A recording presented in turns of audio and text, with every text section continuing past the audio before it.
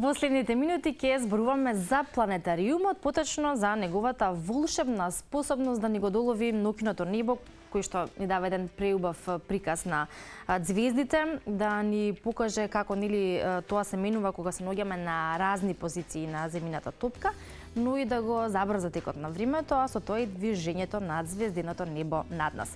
Секој од нас, пака малку повозрасните, бил во планетариум и тоа е едно убаво искуство, кое што нема да биде прв и последен пат кога ќе отидеме, се разбира, туку секогаш е убаво да се посети од време на време планетариумот. Особено ако станува збор за најмладите и оние кои што се во таа возраст кога треба да почнат да се запознаваат со оваа голема и широка тема, но ние за предавањата кои што се во организација на Скопското астрономско друштво и за датумите кога се одржуваат и на кој начин ќе зборуваме во продолжение со мојот денешен гостин, а тоа е Радан Митровиќ, кој што ни доаѓа од Скопското астрономско друштво, се разбира, и предавач во планетариум. Добро утро, Радан. Добро утро на сите гледачи. Имаме повод за денешното гостување, а тоа е вечерашното предавање во планетариумот, кое што ќе биде во 19 часот. Да. Исто така ќе во текот на разговорот ќе споменеме и за утрешното предавање, кое што се однесува пак на една друга тема, но се со ред. Ајде да почнеме со планетариумот. Поминавме короната и во периодот каде што тоа не беше возможно, а бидејќи претходно беше во континуитет, некако за сите тие кои што се заинтересирани им недостасуваше. Еве повторно продолжија предавањата во планетариумот и тука се најзаинтересирани или можеби најчеста публика младите, помладите. Па да, во принцип најчесто се тука, пошто тоа е во состав на Младински културен центар и тука има многу интересни игротека. Може за мене лично може и најдобра во градот, што е голем и гледам бар по дечиња баш дојдат да се изиграт онака. Но често доаѓаат родители, па во состав на родиден можете да си изнајмите планетариум како еден дел од активноста на родиден, не само физичка активност, него децата и да научат нешто. Во петок и во сабота од 19 часот има слободно, може секој кој сака може да дојде да си купи карта и да си оди во планетариум. Значи петок и сабота, тоа што е петок повеќе замислен за повозрастни, додека во сабота е за деца. Мада не е никако проблем и да се смешат и термините, можете и во петок и во сабота од 19 часот дојдете како во кино, гледате. Мене ми е многу интересно кога ќе дојдат луѓе, особено по прв пат, и дури повозрастните. И од нив дури не очекував некој така многу интересни коментари од типот како да бев во Вселени се врати. Или колку сати помина. Као онака многу интересно им било, знаеш. Да отишле некаде далеку и се вратиле. Многу ми интересно кога луѓе ќе научат, рецимо, како да најдат северница и пошто за да ви видите движење на небо, треба да седите надвор и да може да видите. Да, може да видите. Сега оваа звезда била тука, сега ја снемало или сега била највисоко, сега се спуштила. Ама тоа ако сте многу, например, тоа го прават луѓе кои што од некоја причина биле надвор цело време. Ама во планетариум тоа се гледа инстантно, мислам, за пар секунди ви гледате како цело небо ви е заротирано. Да. И пример кој ќе видат голема мечка како им покажува како да најдат северница, колку тоа просто и фино. А понекогаш може живо да ви спаси, зашто сега имаме мобилни телефони, па тоа не ни треба, ама батерии во мобилни телефони не требаат вечно. Да. Секогаш е добродојдено и дополнителна едукација и запознавање со... Нас ни се случи, верували или не, пред можда едно 6-7 години, може да се повише, кога бевме на кај Којзак брана со телескопи, во никое време да ни дојдат едни планинари кои се качувале не знам каде и едноставно залутале. Ги фатило мрак и не знаеле кај одат. Буквално. Она не знаеле, се изгубили. И ете, не знам зошто, телефони немале кај нив, а бе едно 4-5 нив. И случајно, ние таа вечер се погодило да сме надвор со телескоп. И буквално ни спасивме живот. Да. Мислим, можда требале да се... Не беше баш толку ладно, бар колку што се сеќам не беше снег, ама може требало да седат до Сабеле за да пак се ориентират каде. Да знае како да најдат северница, многу лесно ќе, барем ќе ти да на кај север и ќе го најдат Скопје. Тоа е нешто што секој од нас треба да го знае. Дали ќе го научиме како помали или малку подоцна во животот, може и не е толку важно. Важно е да го научиме и да го знаеме, затоа што прво од нели основно знаење, а второ е и во такви случаи. Многу лесно, многу лесно. Ништо не е, верувате, ништо не е. А и плюс убаво да знаете некои се звезди, пример голема мечка, мала мечка, баш голема мечка се гледа од Скопје, од центар баш не, но сум ја пример од Ајрон сум ја видел. Од парк сум ја видел, значи, како се вика, од Карпош сум ја видел, без проблем. Значи, ево намо, кај базен, рецимо сум ја видел, неколку пати сум бил тамо, водно сум гледал. Но тогаш кога е чисто и ведро, така? Да, се мора да е ведро. Значи, било што да гледате горе на небо мора да е ведро. Ако е облачно... Во зимскиот период тоа малку потечко може да се види и можеме можеби помалку денови или ноќи во годината да видиме ведро небо, но затоа пак ако зборуваме за планетариумот е место кое што секој треба да го посети. Почнувајќи како што велиме од, па да речеме, прво оделение, можеби е 7 години јас препорачувам, затоа што навистина не дека не можем помало, али гледам дека има реакции, значи како иде помала возраст, што ќе се, пошто планетариум е исклучителна тема. Верувале или не, луѓето не биле, јас доста често ми правиш, ја никош не сум бил вика овака темно. Стварно, кога ќе малку поразмислите, никој нас, дури во подрум да отидете во зграда, не е така темно. Да. Овдека е толку темно што буквално прс вака да ставите пред око нема да го видите. Значи, јас стално кажувам дека ако ништо више само за... Тоа е навистина стар планетариум и ако е нешто вреди кај него, тоа е таа темнина. Модерните планетариум нема тоа. Модерните планетариум се денеска баш онака повеќе интерактивни, затоа се поинтересни, а нема да ви долова таа темнина. А таа темнина све поретко и поретко се наоѓа. Дури ја мислам дека во Македонија не можете да видите повеќе, а во Западна Европа никако. Ние сме се уште имаме неколку парчиња во нашата Македонија имаме каде што можеме да уживаме на вистина темно небо. Верувате, јас кој ќе ние одиме во Србија, таму кој што одиме во астрокампови, баш меѓу Белград и Загреб, тоа не е тоа. Големите градови си го прават своето. Ние ако сакаме да отидеме подалеку Скопје, одиме баш оно подалеку таму на кај Герман, таму на кај Ранковци, упланини и така натаму, на кај Крива Паланка, значи негде кај што не е се уште толку развиено и кај што нема аутопатишта да ти пречат и ово. Добра ствари кај ова, како се вика, кај овие немање на струја и штедење на струја, што верували или не, Скопје го изгасивме. И тоа се толку се почувствува што ние таму кај што одиме кај Којзак брана, веќе тоа го почувствуваме затоа што тој ореол што е над Скопје, таа светлина што е фрламе, не знам до кого светиме на воземјани горе, се спушти. Се спушти така да и многу ми е попријатно Скопје сега кој ќе одиме не ми блештат оние како се вика светилки во очи, оние па и билборди се намалени, така да навистина прија. Мене барем, како можеме да има и нешто добро во тоа за да може да верували или не да.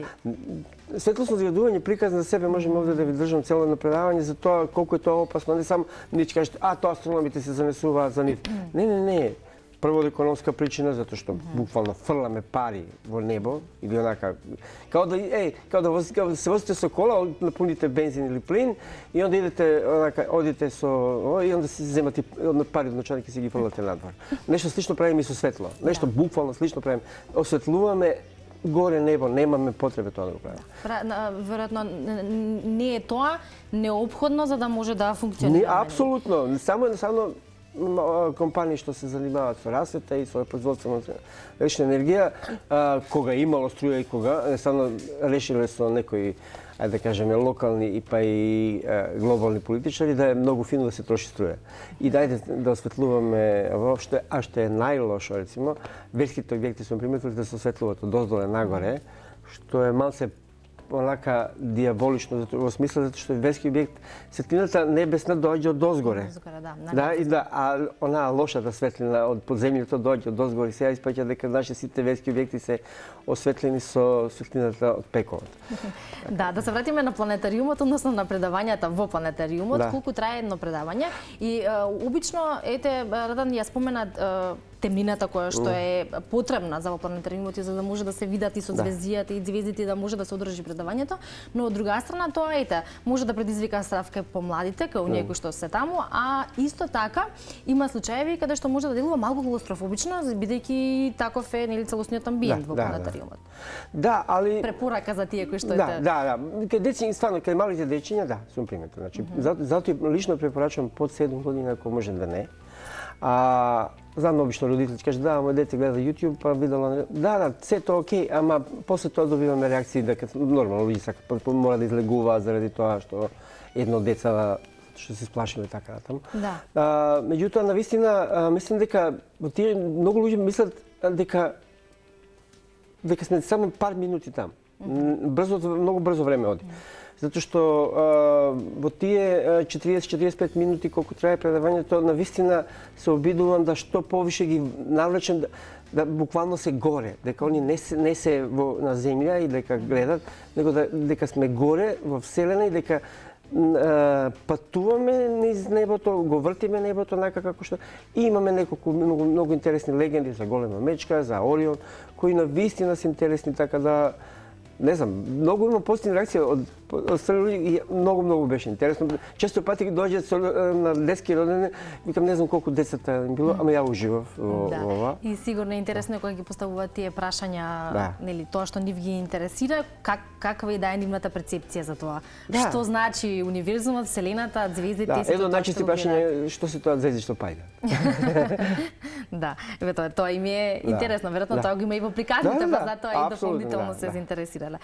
Добро, она што е поинтересно или се зголема љубопитноста пак е нас возрастните е нели излегувањето, односно враќањето назад на човечките летови до месечината, па и подалеку во сончевиот систем, и тоа конечно станува реалност, она на која што човештвото сведочи дека на 16 ноември после повеќе годишни подготовки и неколку обиди за полетување, конечно полета сега и најмокната ракета лансирана од човештвото, Space Launch System, или со името Артемис 1, или Артемида 1. Тоа е капсула Орион која на едните мисии ќе го носи човечкиот екипаж околу и на месечината. Веќе е во орбитата околу нашиот најблизок сосед и во наредните 20 дена ќе кружи во ретроградната елиптична орбита околу неа и пред да се врати назад на земјата. Имате предавање кое што е поврзано со ова, тоа да го најавиме, тоа ќе се случува во вторник. Утре, значи во вторник од 18:45 на Електрофакултет, училна 110. Еве зошто тоа е интересно. Ајде прво често пати сега мешаме тоа Артемис, Артемида. Значи вака, ние имаме англиски јазик тука веќе установени и така. Ако веќе го викавме Аполо, она мисија што беше во 60-тите и 70-тите години, на нашки е Аполон. И ако сме цело време зборувале за Аполо, онда е редно да и оваа викаме Артемис. Аполон, кај нас Аполон, нели во Македонија е правилно Аполон, е брат близнак на Артемида или Артемис. Аполон малце, ако ќе поштено, онаа мисија 60-тите требаше да се вика Артемис, затоа што Артемида или Артемис е божицата на месечината, а Аполон е бог на сонцето. Така да, амајте, нека е, еве, сме смешала работава сега, да. По мене по-фер да се вика Артемис, затоа што ето оригиналното име на англиски, нема потреба ние да преведуваме ова, затоа што не преведуваме Форд, не преведуваме многу работи кои се кај нас користат на англиски јазик, така да нема потреба да го преведуваме Артемида, кој ако некој сака слободно, тоа не е во камен запишано. Мисија како мисија е значена, многу пати одложувана, често пати луѓе прашуваат зашто одложувана, затоа што е навистина комплексна мисија, скапа мисија и никој не сака да стигне заради едно шрапче или една цевка што пушта некаде водород да нешто да пукне. Американците се исклучително предпазливи, така и треба, особено кој ќе се работи за луѓе кои треба да носиме горе, на никого не му е во интерес никој да се игра и да пушти луѓе горе и да нешто лошо се случи. Затоа и го правиме ова. Артемида е задолжена за да испита баш таа орбита, како ќе отидне леталото натаму, пошто не е исто како Аполо, ние имавме една осмица, сега иде до месечина, па онда се менува орбита, ќе направиме, треба да ставиме една, како се вика, како кај нас што има меѓународна селенска станица што кружи околу Земја, сега ќе направиме нешто слично тоа, но кога ќе кружи околу месечина, треба да ја асемблираме, треба да ја составиме таму. И после тоа нашите космонаути или астронаути ќе доаѓат до таа станица, тука ќе се подготвуваат и онда ќе слегуваат на месечина, но таа орбита ќе биде малце поспецифична. Ние нон-стоп ќе ја гледаме, значи нема да се губи луѓето што кружат околу месечина, нема да се губат, затоа што сега порано одеа и кога ќе се најдат зад месечина, никако контакт немавме со нив. А сега ќе ги гледаме постојано, но тие ќе бидат малце поспецифична. Сето тоа ќе биде разјаснето утре и зошто одиме таму, што сакаме да направиме, зошто сакаме луѓе да ни останат на месечина или да кажеме да подолготрајно да бидат таму. Значи веќе сме нашли каде има вода, сега да ја потврдиме, да чепнеме со чеканче, да удриме тој мраз што се наоѓа таму, да видиме дали можеме да го направиме во кислород, да можеме да го дишеме и да ни луѓето да ни останат таму како со месеци ако треба, па и со години, за да после тоа од таму можеме многу полесно да пратиме луѓе на Марс па и подлабоко. Останување постојано на нашата планета е смртна казна. Тоа веќе го знаат едни суштества кои живеат тука, се викале диносаури. Благодарејќи на тоа што они не размислувале за тоа да треба да се отиде до оваа планета Земја, него целото свое знаење користеле како да поедат што повеќе и да станат се поголеми. Ние за среќа тоа не го правиме, барем ако ништо више за сега сме свесни. Не дека нешто сме направиле многу, не дека ама сме свесни сме за проблемот и што е најбитно го решаваме како така. Колку можеме толку, но го решаваме. Да, добро е што ќе можат оние кои што ќе бидат присутни да чујат повеќе за подготовките на целата програма, вести како велите во живо од самата мисија, најнови снимки и фотографии, како идните планови кои што ги има НАСА околу оваа програма. Ништо можевме да прочитаме изминатите денови по порталите и да слушнеме дека онако што го кажува НАСА е дека за 10 години минимум од сега дека луѓето ќе можат да живеат на месечината. Па месечина пократко, ја се надевам 24 или 25 да слетаме. Тоа е веќе целта, сега витрина работа, што се вика. Ајде да одложиме и за 26-та, не е никако следење. Значи до месечина. Прашање Марс. Се уште тука голема загадка е Елон Маск. Тој има своја, да кажем паралелна, не е паралелна, тој е во соработка со НАСА. Тој има свој систем како да слета на месечина, значи нешто сосема свое. Тој сепак ќе соработува, нема тоа да биде без НАСА. На крај тој полетува од како се вика, од ракетодромите на НАСА. Може ли да ги попречи тој плановите? Не, никако да попречи, може само да помогне. Тоа не е. Попречување кој би било кога би се она надпреварувале, па нешто сега кој ќе биде прв. Да, значи може да допридонесе. Не, само може да допридонесе. Да крај НАСА му дава пари за тоа. НАСА му дава пари. Ќе споменете таму и за развојот на неколку други ракети, така? Кои што може да ги однесат луѓето во вселината и да исто така и додат на мисии до месечината и назад, како и за развивањето на останатите приватните компании. Да. За ова кое што го споменавме. Па сега само маски, сериозно. Овие други не дека не се обидуваат, они повеќе идат колку што гледам да однесат некој мал терет до горе. Тие микросателити да се однесат. Тоа пошто навистина има интерес. Денеска порано било оние катодни цеви, па биле сателити големи, па габаритни, тешки и така натаму. Денеска се се прави мало да биде. Се се прави мало. Така да и денешни сателити се многу лесни. Освен тие некои шпиунски големи војни сателити за кои никој ништо не знае што има во нив. Овие други се углавно се помали, затоа што навистина ако се сеќавате кога би беа телефонски централи, гледате, ми денеска имаме цела телефонска централа носиме у джеп. Така да се станува се помали, навистина нема потреба да се. И ја гледам и овие мисии што праќаме и на Марс, и ако пример овој ровер што ти доним само малку поголем, а многу повеќе функционален има, ќе трае оној момент кога ќе ни досадим, не дека не изгледа дека еве за Curiosity ја слушам дека може лесно да се работи за децении и за овој како се каже Perseverance. Значи ставиме нуклеарно гориво внатре и повеќе не работиме на сонцето и Идеме, колку можеме да работиме, колку сакаме. Студентска програма станува се поинтересен. Еднаш, баш скоро во планетариум ме праша една жена што ќе се случи интересно во нареден период. И беше кажа, Јалко, господи, мене ми е секој ден све поинтересно. Речи се да нема ден да нешто не ми се случува горе. Затоа што, тоа е можда моја вина затоа што јас сум навистина горе. Мене многу повеќе ме интересира што се случува горе од тоа што се случува доле. Така да речи се да нема ден или да ја не сум во некој исчекување. Сега ќе се случи ова или сега ќе се случи она. Така да, навистина има и како интересни работи, што од американците, од НАСА, што од приватна мисија на Елон Маск, а гледам и се повеќе приватни компании прават многу мали ракети и ги плаќаат речи се секој ден.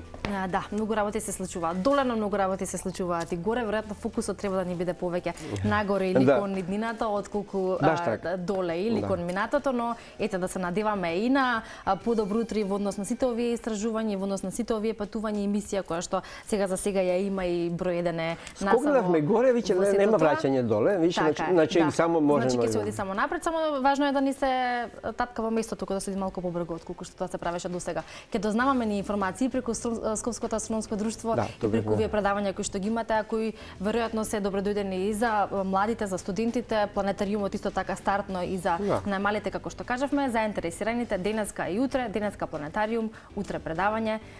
Уживајте и едуцирајте се, дознавајте многу нови работи и радам се гледаме во следна прилика со нови информации.